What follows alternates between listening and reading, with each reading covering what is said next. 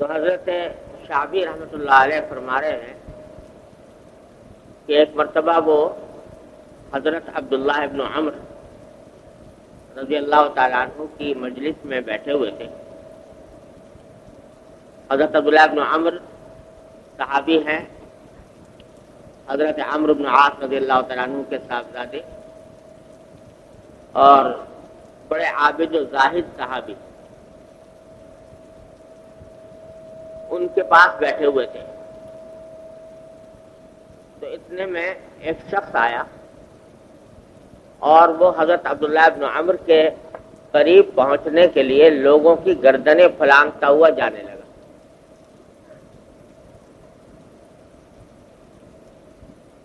جیسے پہلے آپ پڑھ چکے ہیں کہ حکم یہ ہے کہ جب کوئی آدمی کسی مجلس میں آئے تو جس جگہ مجلس ختم ہو رہی ہے اور جہاں بھی جگہ مل جائے وہاں بیٹھ جائے. یہاں تک کہ مسجد میں بھی صف اول تک پہنچنے کے لیے لوگوں کی گردنیں پھلانگنا جائز نہیں، کیونکہ اس سے لوگوں کو تکلیف ہوتی ہے. لیکن وہ شخص جب حضرت عبداللہ بن عمر کی مجلس میں آیا تو لوگوں کی گردنیں پھلانگتا ہوا آگے بڑھنے لگا. تو لوگوں نے اس کو روکا. ظاہر ہے کہ مسئلہ یہی تھا کہ بھائی گردنیں پھلانگ کر جانا جائز نہیں. لوگوں نے منع کیا. حضرت عبداللہ ابن عمر رضی اللہ تعالیٰ عنہ نے جب دیکھا کہ یہ آدمی بڑھتا ہوا آ رہا ہے اور لوگ روکنے کی کوشش کر رہے ہیں تو بظاہر ایسا لگتا ہے کہ وہ شخص مانا نہیں اور بڑھتا چلا آیا. لوگوں کے کہنے سے روکا نہیں. تو جب رکا نہیں تو حضرت عبداللہ بن عمر نے بھی لوگوں سے کہا کہ اچھا اس کو چھوڑ دو، جہاں آنا ہے جہاں آنا چاہ رہا ہے آنے دو.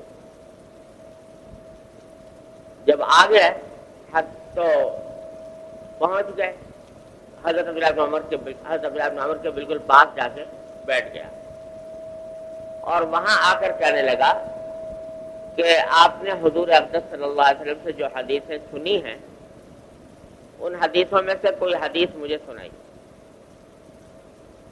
اب کام تو بدتمیزی کا کیا کہ سارے لوگوں کو پھلانگ پھلونگ کے اور سیدھا آگے جا کے بیٹھ گیا اور جا کر پھر اب فرمائش کی کہ مجھے کوئی حدیث سنائیے جو آپ نے رسول اللہ صلی اللہ علیہ وسلم سے سنی. اب یہ حضرت عبداللہ بن عمر رضی اللہ تعالیٰ عنہ کا حلم، ان کی بردباری، ان کی حکمت کہ اس کو ڈانٹا ڈپٹا نہیں. ڈانٹنے ڈپٹنے کے بجائے کہا کہ بھائی جب تم کہہ رہے ہو کہ میں تمہیں کوئی حدیث سناؤں تو لو سنو. میں حدیث سناتا ہوں. حدیثیں سناتا ہوں کہ میں نے رسول اللہ صلی اللہ علیہ وسلم کو فرماتے ہوئے سنا کہ مسلمان وہ ہے جس کی زبان اور ہاتھ سے دوسرے مسلمان محفوظ رہیں. حدیث وہ سنائی جس کی اس کو ضرورت تھی، کیونکہ جو حرکت وہ کر رہا تھا گردنیں پھلانگ کر آنا تو یہ اس وجہ سے تھا کہ اس بیچارے کو دین کی تعلیم کا، دین کا علم نہیں تھا، دین کی صحیح بات معلوم نہیں تھی. وہ سمجھ رہا تھا کہ بھائی سب سے اعلیٰ بات یہ ہے کہ کسی بزرگ کی خدمت میں جا کے بیٹھ جائے اور جتنا آگے جا کے بیٹھے اتنا ہی اچھا، جتنا بزرگ کے قریب جا کے بیٹھے اتنا بہتر. تو اپنے گمان میں وہ بڑی نیکی کا کام کر رہا تھا کہ میں لوگوں کی گردنیں پھلانگ کر کسی طرح بزرگ کی خدمت میں پہنچ جاؤں اور ان کے قریب ہو جاؤں. تو یہ معلوم نہیں تھا کہ یہ فضیلت حاصل کرنے کے لیے گردنیں پھلانگنا یہ منع ہے اور اس سے رسول اللہ صلی اللہ علیہ وسلم نے منع فرمایا ہے. اس سے دوسرے لوگوں کو تکلیف ہوتی ہے اور اپنی کوئی فضیلت حاصل کرنے کے لیے دوسرے آدمی کو تکلیف پہنچانا بہت بری بات ہے. یہ سب باتیں معلوم نہیں. آگے کہہ رہا ہے کہ مجھے حدیث سنائیے. تو حضرت عبداللہ ابن عمر نے وہ حدیث سنا دی جس میں ایک اصولی حکم دے دیا گیا کہ مسلمان وہ ہے جس کے ہاتھ سے بھی دوسرے لوگ محفوظ رہیں، جس کے زبان سے بھی دوسرے لوگ محفوظ رہیں. اور ہاتھ اور زبان کا ذکر تو اس لیے ہے کہ ہاتھ اور زبان سے عام طور پر تکلیفیں پہنچتی ہیں، ورنہ جس طریقے سے بھی کوئی تکلیف پہنچنے کا احتمال ہو کسی بھی مسلمان کو، تو مسلمان کا کام یہ ہے کہ وہ اس سے بچے. اور مہاجر فرمایا وہ ہے جو ان باتوں کو چھوڑ دے جن کو اللہ نے جن سے روکا ہے. یہ دو جملے رسول کریم صلی اللہ علیہ وسلم نے ارشاد فرمائے اور عبداللہ بن عمر رضی اللہ تعالیٰ نے یہ سنائے. اس لیے سنائے تاکہ یہ شخص سبق حاصل کرے اور صرف گردنیں پھلانگنے کے معاملے میں نہیں بلکہ زندگی کے ہر معاملے میں کسی دوسرے مسلمان کو تکلیف پہنچانے سے بچے. اب حدیث وہ سنائی جناب نبی کریم سرور دو عالم صلی اللہ علیہ وسلم نے حدیث وہ سنائی جس میں حضرت صلی اللہ علیہ وسلم نے ایک ایسی بنیادی تعلیم دی ہے جو دین کے معاشرت اور اخلاق کے تمام احکام کی جامع ہے. اسلام کے معاشرت کے جتنے احکام ہیں وہ سب اس کے گرد گھومتے ہیں. اپنی ذات سے کسی بھی دوسرے کو کوئی تکلیف نہ پہنچاؤ، نہ ہاتھ سے، نہ زبان سے، نہ کسی اپنے اور طرز عمل سے. اور فرمایا مسلمان ہے ہی وہ جو اس بات کا اہتمام کرے کہ دوسرے لوگ اس سے محفوظ رہیں. جس کا مطلب اگر دیکھو تو یہ نکلے گا کہ جس کی زبان سے اور ہاتھ سے اور اس کے اعمال سے دوسرے لوگ محفوظ نہ ہو وہ حقیقت میں مسلمان کہلانے کا مستحق نہیں. چاہے اس پر کفر کا فتویٰ نہ لگاؤ، مفتی اس کے اوپر کفر کا فتویٰ نہ لگائے، لیکن مسلمان پورا کہلانے کا مستحق نہیں وہ شخص کہ جو دوسروں کو تکلیف پہنچاتا ہو کسی بھی طرح. اب ذرا آپ غور کرو کہ یہ گردنیں پھلانگنا، اس سے تکلیف تو ہوتی ہے آدمی کو، لیکن تکلیف کوئی ایسی ناقابل برداشت نہیں ہوتی. ناقابل برداشت تکلیف ہوتی ہے اگر آپ بیٹھے ہو دوسرا آدمی گردن پھلانگ کے آگے چلا گیا، تکلیف تو بے شک ہوئی، لیکن ایسی کوئی بہت بڑی ناقابل برداشت تکلیف نہیں. لیکن اس کو بھی منع کیا تو معلوم ہوا کہ چھوٹی سے چھوٹی تکلیف پہنچانا بھی کسی کو، چھوٹی سے چھوٹی تکلیف پہنچانا بھی مسلمان کا کام نہیں. بلکہ رسول کریم صلی اللہ علیہ وسلم نے یہاں الفاظ ایسے استعمال فرمائے کہ جو اس بات کی طرف اشارہ کر رہے ہیں کہ مسلم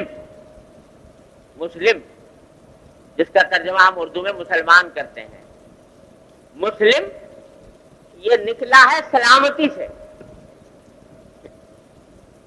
مسلم نکلا ہی کہاں سے؟ سلامتی سے. تو اسی لیے اس کے بعد لفظ استعمال کیا سلامتی کا، کہ حقیقی معنی میں مسلم وہ ہے جو جس کے ہاتھ اور زبان سے لوگ سالم رہیں، سلامتی میں رہیں، یہ دوسروں کے لیے سلامتی کا باعث ہو، سلامتی کا پیغام ثابت ہو اور اس سے لوگ سلامتی میں رہیں، وہ ہے مسلمان.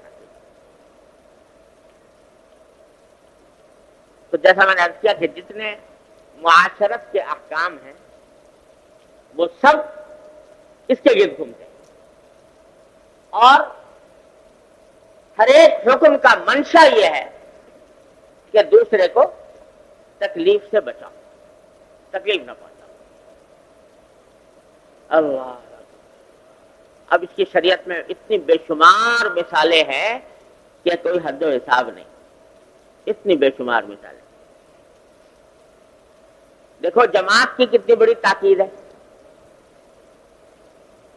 جماعت سے نماز پڑھنے کی کتنی عظیم تاکید ہے، یہاں تک کہ بعض فقہاء کرام نے اس کو واجب تک کہہ دیا. اور گھر میں تنہا نماز پڑھنا یہ ادائے قاصر ہے، نہ مکمل، ادھوری. اگر کوئی آدمی گھر میں نماز پڑھے تو کیا ہے، تنہا اگر نماز پڑھے جماعت کے بغیر تو یہ نماز قاصر ہے، کوتاہ، اس میں نقص ہے، ادھوری نماز. کامل ادائیگی کب ہے؟ جب آدمی مسجد میں جماعت کے ساتھ نماز ادا کرے. اگر کسی کو مسجد میسر نہیں تو 2-4 آدمی مل کے جماعت کر لیں تو جماعت ہو جائے گی، ادائے کامل ہو جائے گی. لیکن اکیلے میں مرد کے لیے، عورتوں کے لیے نہیں، عورتیں تو اکیلی ہی پڑھنی، عورتوں کے لیے اکیلے ہی پڑھنا افضل ہے، ان کے لیے جماعت کرنا مکروہ ہے. لیکن مردوں کے لیے جو مکمل نماز ہے وہ ہے جو جماعت سے مسجد میں ادا کی گئی. گھر میں اگر اکیلا نماز پڑھے گا وہ ادائے قاصر ہے اور وہ نامکمل ہے، ادھوری. بہت سے فقہاء تو واجب کہتے ہیں، لیکن ہمارے مسلک میں بھی سنت مؤکدہ قریب بواجب ہے. واجب جیسی ہی ہے سنت مؤکدہ، لیکن قریب قریب واجب کے قریب، اتنی سخت تاکید ہے.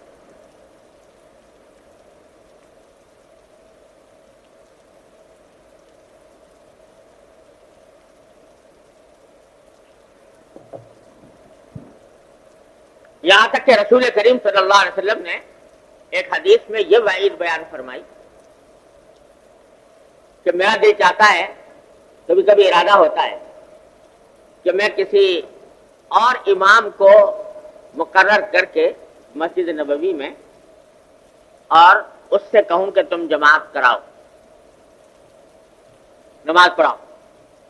اور جب جماعت کھڑی ہو جائے تو میں جا کر دیکھوں کہ کون ہے جو اپنے گھروں میں بیٹھا ہے اور ابھی تک مسجد میں نہیں آ رہا اور جماعت سے نماز نہیں پڑھ رہا. جا کر دیکھوں، اور جو لوگ کہ جماعت میں حاضر نہیں ہوتے، اپنے گھروں میں بیٹھے رہتے ہیں، جا کر ان کے گھروں کو آگ لگا دوں. یہ فرمایا رسول کریم، اتنی تاکید فرمائی جماعت. اور یہ بھی فرمایا کہ اکیلے نماز پڑھنے کے مقابلے میں جماعت کی نماز پڑھنا بعض روایتوں میں 25 گنا زیادہ فضیلت رکھتا ہے، بعض روایتوں میں 27 گنا زیادہ فضیلت. ایک نماز گھر میں پڑھی اور ایک جماعت سے پڑھی، گھر کے مقابلے میں جماعت کی نماز کا ثواب 27 گنا زیادہ ہے. اتنی فضیلت بھی ہے کہ نہیں؟ لیکن اس ساری تاکید کے باوجود فرمایا کہ اگر ایک آدمی ہے، اس کو کوئی ایسی بیماری ہے کہ جس بیماری کی وجہ سے لوگوں کو گھن آتی ہے، کوئی اسے بدبو اٹھ رہی ہے جسم سے، اس بیماری کی وجہ سے کوئی زخم ہو گیا یا اور کوئی وجہ ایسے پیش آ گئی جس کی وجہ سے وہ بدبو اٹھ رہی ہے جسم سے، اس کے بارے میں فرمایا کہ جماعت چھوڑ دو، گھر میں نماز پڑھو. اتنی بڑی فضیلت چھوڑ دو، اتنی بڑا وہ کام چھوڑ دو جس کی اتنی تاکید کی جا رہی ہے، وہ چھوڑ دو. کیوں؟ اس واسطے چھوڑ دو کہ تم اگر جاؤ گے اور تمہاری بیماری کی اس وجہ سے بدبو اٹھے گی تو اس بدبو سے تمہارے ساتھ کھڑے ہوئے آدمی کو کیا ہوگا؟ تکلیف پہنچے گی. تو چھوڑو. اتنی بڑی فضیلت کی چیز چھوڑوا جی. عمرے حج کو جاتے ہو تو حجر اسود کو چومنا اور اس کا استلام کرنا کتنی عظیم فضیلت کی بات ہے. اور حدیث میں آتا ہے کہ جو شخص بھی حجر اسود کا استلام کرے استلام کے معنی میں داخل ہے چومنا بھی اور اس کو ہاتھ لگانا بھی. تو چاہے ہاتھ لگائے اور چاہے چومے. تو کیا ہوگا آخرت میں یہ حجر اسود اس کے حق میں، اس شخص کے حق میں گواہی دے گا کہ یہ وہ بندہ ہے جس نے میرا اسلام کیا. اور بعض روایتوں میں آتا ہے کہ حجر اسود کو چومنے سے انسان کے گناہ جھڑ جاتے ہیں.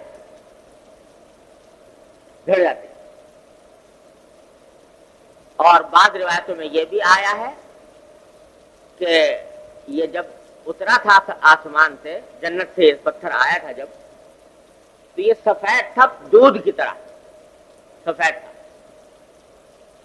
لیکن حدیث میں آتا ہے کہ لوگوں کے گناہوں نے اس کو سیاہ کر دیا. اس کا ایک مطلب یہ بیان کیا جاتا ہے کہ جو لوگ اس کا استلام کرتے تھے، اس کی تقبیل کرتے تھے، اس کو بوسہ دیتے تھے یا اس کا استلام کرتے تھے، تو ان کے گناہ جھڑ جاتے تھے. یہ ان کے گناہوں کو جذب کر لیتا تھا، اور اس جذب کرنے کی وجہ سے یہ پتھر جو ہے یہ سیاہ ہو گیا. ورنہ اصل میں جب اترا تھا تو یہ دودھ کی طرح سفید تھا. تو اتنی بڑی فضیلت ہے. اور اس سے بڑی فضیلت اور کیا ہوگی کہ جناب نبی کریم سرور دو عالم محمد مصطفیٰ صلی اللہ علیہ وسلم نے خود اس پتھر کو بوسہ دیا. حضرت فاروق اعظم رضی اللہ تعالیٰ عنہ جب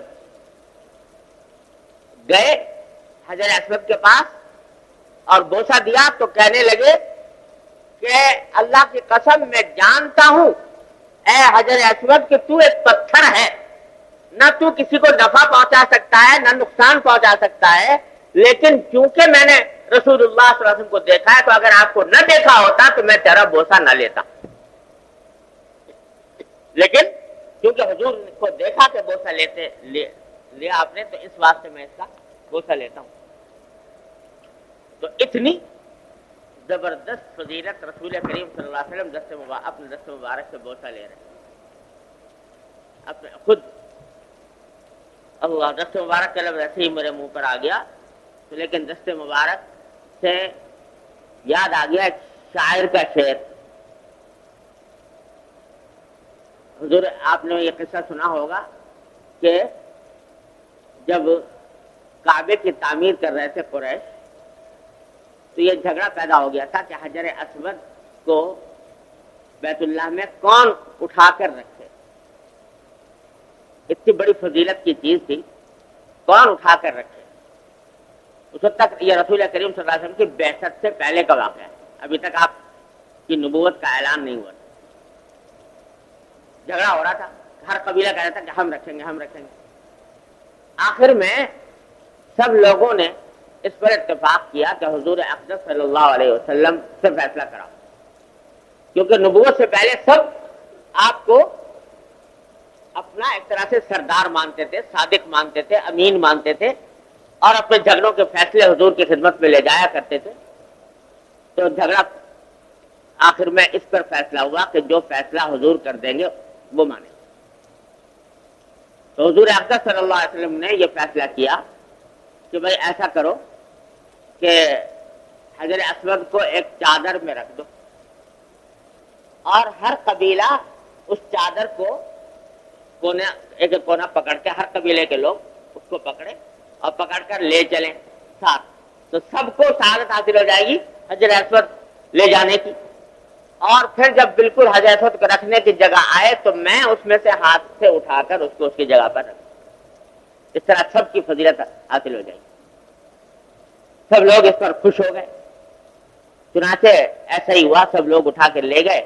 نبی کریم سرور دو عالم صلی اللہ علیہ وسلم نے پھر اپنے دست مبارک سے وہ حجر اسود اٹھا کر اس جگہ پر رکھ دیا جس جگہ پر آج رکھا ہوا ہے. تو یہ واقعہ سیرت کی کتابوں میں مذکور ہے. تو ایک شاعر ہے بارودی، عربی کا شاعر، اور قصیدہ بردہ جو مشہور ہے علامہ بوصیری رحمۃ اللہ علیہ کا، اس کی زمین میں اس نے بھی قصیدہ کہا ہے جس کو اصطلاح میں معارضہ کہتے ہیں۔ بہت سے لوگوں نے قصیدہ بردہ کے جیسے قصیدے کہنے کی کوشش کی ہے، لیکن مجھے میرے علم میں اس سے بہتر کوئی اور قصیدہ کسی نے بردہ کے معارضے میں نہیں کہا جیسا محمود بارودی نے کہا۔ تو اس میں اس پوری سیرت کو اس نے نظم کیا ہے، اس میں وہ کہتا ہے کہ لو لم تکن یدہ مست حین بنا، لو لم تکن یدہ مست حین بنا ما کان اصبح ملثوما بکل فمی۔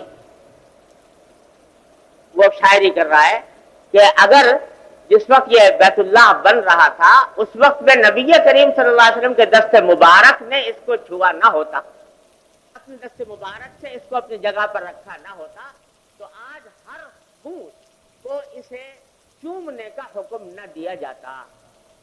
یہ چوما اس لیے جا رہا ہے کہ اس دست مبارک سے رکھا ہوا ہے، اس دست مبارک سے اٹھا کر